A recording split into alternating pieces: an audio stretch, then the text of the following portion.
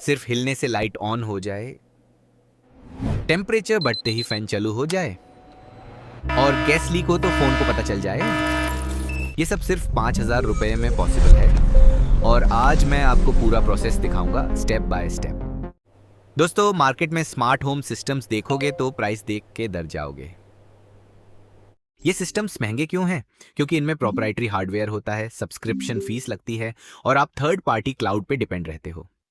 Why spend लेकिन अगर आप 60,000 थोड़ा rupees on a IoT branded समझते हो system तो यही चीज आप खुद बना when you सकते can हो। build this अपना DIY कंट्रोल, system for अपना under डेटा और 2,000? कॉस्ट सिर्फ एक फ्रैक्शन। तो चलिए, आज हम ये पूरा सिस्टम बनाते हैं from scratch, step by step, और मैं आपको हर चीज एक्सप्लेन करूंगा।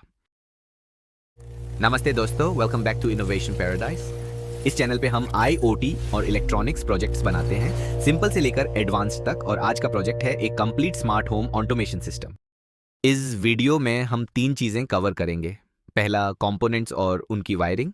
दूसरा, ऑटोमेशन लॉजिक कैसे काम करता है। और तीसरा, मैं आपको लाइव वॉकवी सिमुलेशन में पूरा सिस्टम चला के दिखाऊंगा। तो बिना टाइम वेस्ट किए चलिए शुरू करते हैं कंपोनेंट्स से। सबसे पहले ESP32, ये हमारा सिस्टम का दिमाग है। इसमें बिल्ट इन वाईफाई और ब्लूटूथ है, टीस प्लस GPIO पिंस हैं जो हम सेंसर्स और रिलेज कनेक्ट करने के लिए यूज करेंगे, और ये सिर्फ 350 रुपए का आता है। कंपैरिजन के लिए, अगर आप आर्डुइनो यूनो यूज करते तो वाईफाई के लिए अलग मॉड्यूल लगता। ESP32 में ये ऑलरेडी बिल्ट इन है, इसलिए हम इसे प्रेफर करते हैं IoT प्रोजेक्ट्स के लिए। नेक्स्ट है DHT11 सेंसर। ये टेम्परेचर और ह्यूमिडिटी दोनों मेजर करता है एक ही सेंसर में। ये 80 रुपए का आता है और इसकी रेंज है 0 से 50 डिग्री सेल्सियस टेम्परेचर के लिए और 20 तो 90% ह्यूमिडिटी के लिए। बिगिनर्स के लिए परफेक्ट है क्योंकि ये एनालॉग नहीं, डिजिटल सिग्नल देता है। तीसरा कंपोनेंट PIR मोशन सेंसर। ये इंफ्रारेड रेडिएशन डिटेक्ट करता है जब कोई इंसान या एनिमल इसके रेंज में मूव करता है। इसकी डिटेक्शन रेंज होती है अराउंड 7 मीटर और ये एक 120 रुपए का आता है। बहुत सेंसिटिव है, इसीलिए स्मार्ट लाइटिंग के लिए बेस्ट चॉइस है। चौथा, MQ2 गैस सेंसर। ये LPG, स्मोक, प्रोपेन और मीथेन जैसे गैसें डिटेक्ट कर सकता है। सेफ्टी के लिए ये सबसे इंपॉर्टेंट सेंसर है हमारे सिस्टम में और 150 रुपए का आता है। अब आता है रिले मॉड्यूल। ये 2 चैनल वाला है, मतलब इससे हम 2 अलग डिवाइसेस कंट्रोल कर सकते हैं, जैसे light and fan. Relay basically एक इलेक्ट्रॉनिक स्विच है। ESP32 सिर्फ 3.3 वोल्ट सिग्नल देता है, लेकिन घर की लाइट 220 वोल्ट AC पे चलती है। रिले इन दोनों को सेफली कनेक्ट करता है बिना ESP32 को डैमेज किए। ये 180 रुपए का आता है और हम इससे 2 जगह यूज करेंगे, लाइट कंट्रोल और फैन कंट्रोल के लिए। Fifth component LCD display I2C module के साथ। ये हमारे सिस्टम का डेटा रियल टाइम में स्क्रीन पे दिखाएगा। I2C मॉड्यूल का फायदा यह है कि नॉर्मली LCD को 6 से 7 वायर्स चाहिए होते, लेकिन I2C के साथ सिर्फ 4 वायर्स में काम हो जाता है। VCC, GND, SDA और SCL ये 130 रुपए का आता है। और लास्ट कंपोनेंट, एक सिंपल बजर इमरजेंसी अलर्ट्स के लिए। जब गैस डिटेक्ट होगा ये बीप करेगा। सिर्फ 20 से 30 रुपए का आता है। तो टोटल मिला के हमारा कंप्लीट सिस्टम बन रहा है अराउंड 1,500 रुपए से 2,000 रुपए में। अगर आप ब्रेडबोर्ड और जंपर वायर्स भी काउंट करें तो 2,200 रुपए के आसपास। अगर आप चाहें तो इसमें और भी सेंसर्स ऐड कर सकते हो, जैसे servo, motor for door lock या RFID रीडर। तब टोटल 5,000 रुपए तक जा सकता है, जैसा हमने टाइटल में बोला। अब सबसे इंपॉर्टेंट पार्ट, सर्किट समझते हैं। ये पूरा डायग्राम है हमारे सिस्टम का। ESP32 सेंटर में है, ये हमारा कंट्रोलर है। चलिए एक एक करके देखते हैं कौन सा कंपोनेंट किस पिन से कनेक्ट होता है। सबसे पहले पावर। हर सेंसर को पावर चाहिए। 3.3 वोल्ट और ग्राउंड, ये कॉमन कनेक्शन है सबके लिए। DHT11 का डेटा पिन कनेक्ट होता है GPIO 14 से। ये पिन टेम्परेचर और ह्यूमिडिटी की वैल्यू ESP32 तक भेजता है। PIR सेंसर का आउटपुट पिन जाता है जी PIO 27 पे। जब मोशन डिटेक्ट होता है ये पिन हाई सिग्नल भेजता है। गैस सेंसर का एनालॉग आउटपुट GPIO 32 से कनेक्ट होता है। ये वो पिन है जो 0 से 1023 तक की वैल्यू पढ़ता है। अब रिले मॉड्यूल्स। रिले 1 का इनपुट पिन GPIO 25 से कनेक्ट होता है, ये लाइट कंट्रोल करेगा। रिले 2 का इनपुट GPIO 26 से, ये फैन कंट्रोल करेगा। रिले के आउटपुट साइड पे NO और COM टर्मिनल्स होते हैं। यहाँ से हम एक्चुअल लाइट और फैन को 220 वोल्ट्स AC के साथ कनेक्ट करेंगे। LCD display I2C protocol use करता है, सिर्फ 2 डेटा वायर्स चाहिए। SDA जाता है GPIO 21 पे और SCL जाता है GPIO 22 पे। और लास्ट मैन बजर, इसका पॉजिटिव पिन GPIO 13 से कनेक्ट होता है। Visual green wire animates from buzzer plus to ESP3 to GPIO 13। Label file GPIO 13 to buzzer. तो ये रहा हमारा कंप्लीट सर्किट, सभी कंपोनेंट्स प्रॉपर्ली कनेक्टेड। अगर आप वोकवी पे खुद ट्राई करना चाहते हो, पूरा वायरिंग टेबल डिस्क्रिप्शन में दिया है।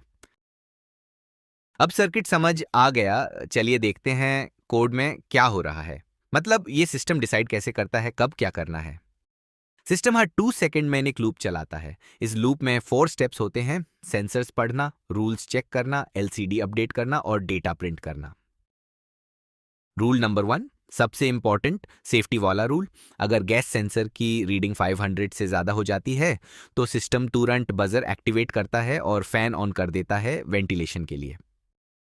ये रूल सबसे पहले चेक होता है क्योंकि सेफ्टी हमेशा प्रायोरिटी होती है ऑटोमेशन में। Rule number 2, temperature control. अगर रूम का टेम्परेचर 28 डिग्री से ज़्यादा है, यूआर मोशन डिटेक्ट हो रहा है, मतलब कोई घर पे है, तो फैन ऑटोमेटिकली ऑन हो जाता है। और अगर टेम्परेचर कम है, 26 डिग्री या उससे नीचे, और कोई घर पे नहीं है, तो फैन ऑटोमेटिकली बैंड हो जाता है। इससे बिजली बचती है जब कोई ज़रूरत नहीं होती। नोटिस करो, ये रूल दोनों कंडीशंस चेक करता है, सिर्फ टेम्परेचर नहीं। ये स्मार्ट ऑटोमेशन का मैं आइडिया है, मल्टीपल फैक्टर्स को कंबाइन करना। Rule number 3, smart lighting. जैसे ही PIR सेंसर मोशन डिटेक्ट करता है, लाइट तुरंत ऑन हो जाती है। लेकिन इंटरेस्टिंग पार्ट ये है, लाइट तुरंत ऑफ नहीं होती जैसे ही मोशन रुकता है। सिस्टम 5 मिनट वेट करता है। अगर 5 मिनट तक कोई मूवमेंट नहीं होता तभी लाइट ऑफ होती है। ये टाइम आउट फीचर बहुत ज़रूरी है, नहीं तो लाइट बार बार फ्लिकर करती रहेगी जब आप थोड़ा भी मूवमेंट कम करो, जैसे रीडिंग करते वक्त। एक इंपॉर्टेंट चीज़, इन तीनों रूल्स का ऑर्डर मैटर करता है। गैस सेफ्टी रूल सबसे पहले चेक होता है, फिर टेम्परेचर, फिर मोशन।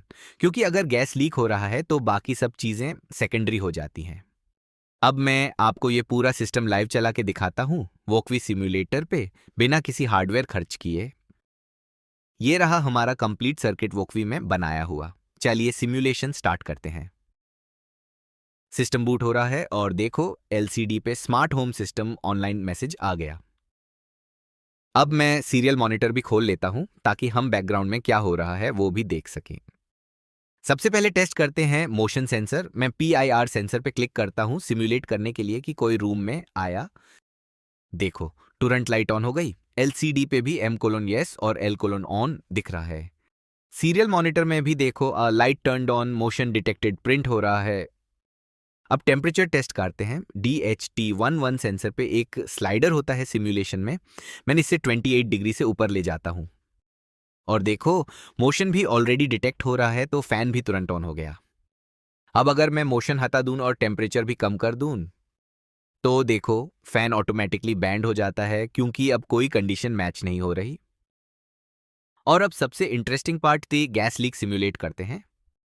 मैं गैस सेंसर की वैल्यू बढ़ाता हूं 500 से ऊपर और देखो बजर तुरंत एक्टिवेट हो गया और फैन भी ऑन हो गया वेंटिलेशन के लिए, चाहे टेम्परेचर कुछ भी हो। ये एग्जैक्टली वैसा ही रिएक्ट करेगा रियल हार्डवेयर पे भी। अगर आप ये घर में लगाते हो तो जेन्युइन गैस लीक पे भी तुरंत अलर्ट मिलेगा। तो देखा आपने, एक ही सिस्टम, 3 ऑटोमेशंस और सब कुछ रियल टाइम में काम कर रहा है। पूरा प्रोजेक्ट का लिंक, कोड और सर्किट दोनों डिस्क्रिप्शन में दिया है।